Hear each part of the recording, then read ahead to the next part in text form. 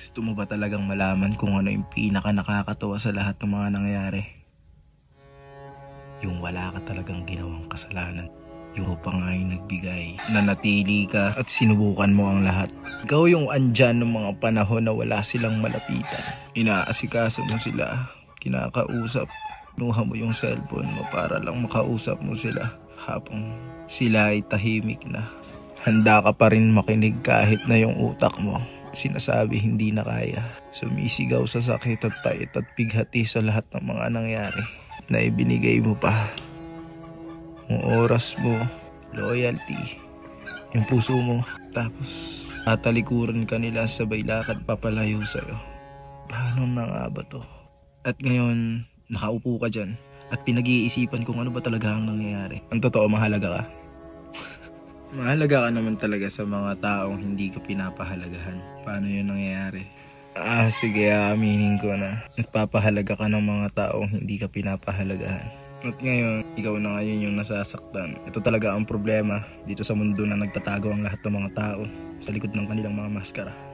Lagi kang bibigay ng mga 100% habang hinihingi nila sa'yo resibo. Masyadong malalim ka magmahal habang yung pagmamahal nila sa'yo temporary lang. At nung sinasabi mo sa kanila galing sa puso, samantalang sila sinasabi lang nila kung ano yung gusto nila.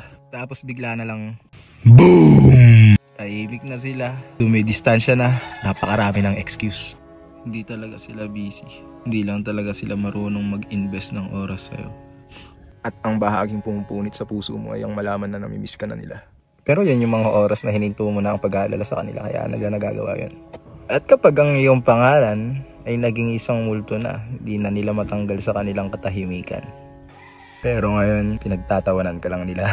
Lalaro ka nila, kinakalimutan ka nila. Kaya ano gagawin mo, ha? Uupo ka dyan, babasa-basa ng mga nakaraang combo. Nire-replay mo, tapos re-replyan mo. Mga salitang lagi kang nakangiti at nagsasabi na, andito lang ako sa'yo. Tingin mo ba ikaw talaga yon?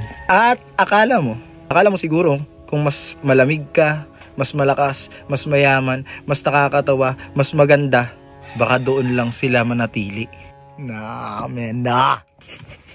Kita mo na, ang katotohanan ay mabagsik. Hindi talaga sila ready sa mga isang katulad mo. Sila yung mga taong hindi naglalaro. Tao na nakikita ang kasinungalingan ngunit nananatili raw silang loyal. Sabi nila sumusobra ka na. Oo nga, sumusobra ka. Dahil sobrang katotohanan lang yung sinasabi mo. Habang nagpapantasya sila sa kanilang pinipilit na ipamuhay. Sabihin ko sa'yo kung ano ayaw minsan ng mga tao. Katahimikan. Katahimikan ng pinakamakapangyarihan sa lahat ng pag-aaway. Gusto mo bang mamiss ka nila? Mas masakit pa to sa salitang paalam. Huwag kang hihiyaw. Huwag mo silang sigawan. Huwag kang magmakaawa. Iasan mo na lang sila. Tahimik na lumayas habang naninigas ka na. Basta manlamig ka na lang. Basta, huwag mo na lang silang pansinin. Yun na lang yan. People will die. Starting tonight.